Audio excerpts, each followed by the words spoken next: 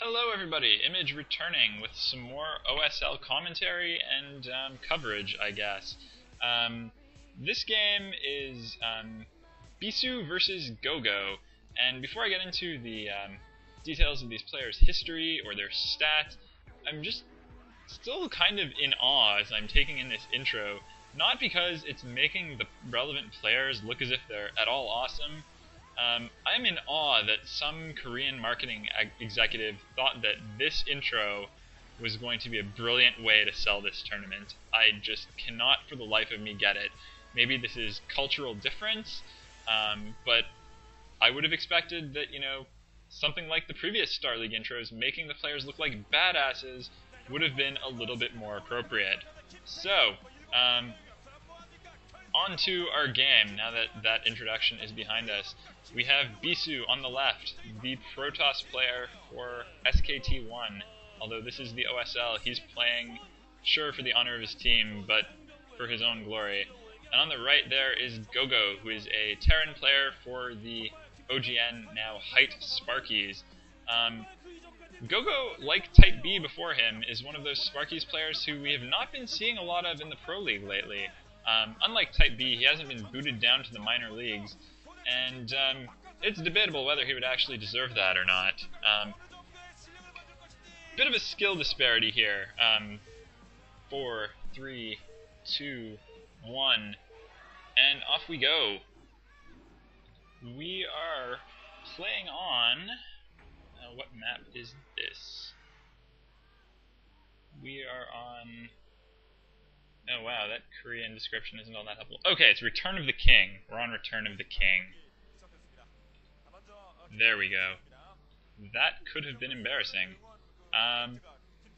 Protoss versus Terran. It's a Terran-favored map. It's a Terran-favored map in all matchups. So, that's a little bit of an advantage for go.go. I was saying there was a skill disparity here. There is. To put it into perspective, Bisu, top Protoss in the world. His versus Terran is his weakest matchup, but he still wins that one 60% of the time. go.go, he is about the most average player you can imagine, though he still somehow manages to sneak his way into Star Leagues only to never get very far. So, not a huge surprise to see him here, but still always a little bit of one. This is actually go.go's 100th ranked game that he is currently playing. He is 50 and 49 career, so that's a whopping 50.5% win rate. So he is just, I would say that's the epitome of average. Maybe he is just that 0.5% above average. He is nothing special. Most people, I think his claim to fame is just his typically bad-mannered play. And on account of that, I think most people just hate him. Also because he takes up these spots in Star Leagues that he gets into somehow that a lot of people always think should go to more deserving players. I'm not a fan of go.go, and in all honesty, I am not a big fan of Bisu either. I enjoy watching his games, I recognize his skill, but there is something about the guy that I just don't care for so much. Not a big fan of him. Yeah, a lot of people like watching him play and are big fans of him. For me, it's just the former. So, sorry, Bisu fans. But what you can rest assured of, at least given my declaration there, is that I'm not going to be biased casting this game one way or another because I just don't care for either of these guys. So you can be assured that I will call him like I see him. Which is perhaps more than can be said if someone that I really liked was playing, like, say, much against someone that I blatantly hate. And I'm kind of hard-pressed to think of who that would be, but I'll come up with that later on. This early part of the game, scouting taking place. There's a zealot for Bisu that is meeting with... that scouting SCV for go.go. It's a neat dragon picture. I guess that's to refer to Bisu if we're still considering those top Protoss players dragons. It's like 1 gate range for Bisu, and that first factory is on the way up for go.go. and go.go's walled, so it's not going to be a very effective scout for Bisu with that zealot.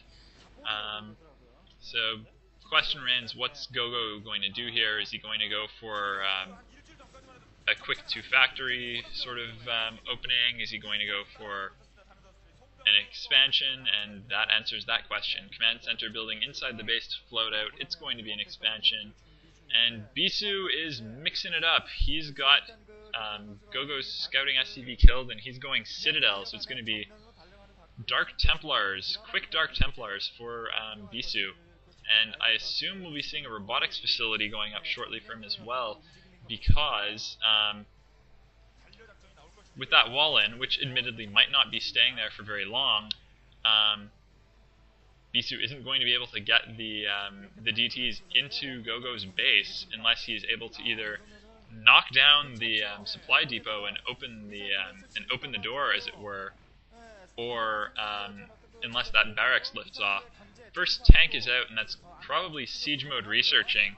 And the benefit to Bisu making this approach is that he's effectively forced that first tank and siege mode to be researched rather than vulture mines, which would be good for dealing with the DTs in the absence of turrets anyway. There's another scouting SCV for go.go, and its success is really going to determine the course of the game here, and well, it had the potential to anyway. No success. So DCs are now probably being constructed, but the question is going to be, how is Bisu going to actually get them into go.go's base? In the absence of a scout, go.go is doing something right. He's getting his engineering bay up.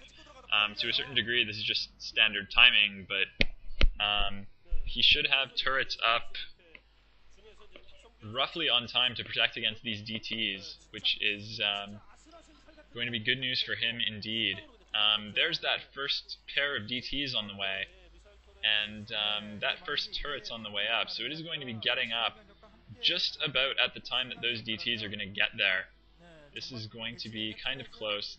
The Dark Templar might be able to do a little bit. No, that turret is up, and siege tanks are in place, so this early move to DTs, not all that helpful. I don't think it's going to hurt Bisu terribly much in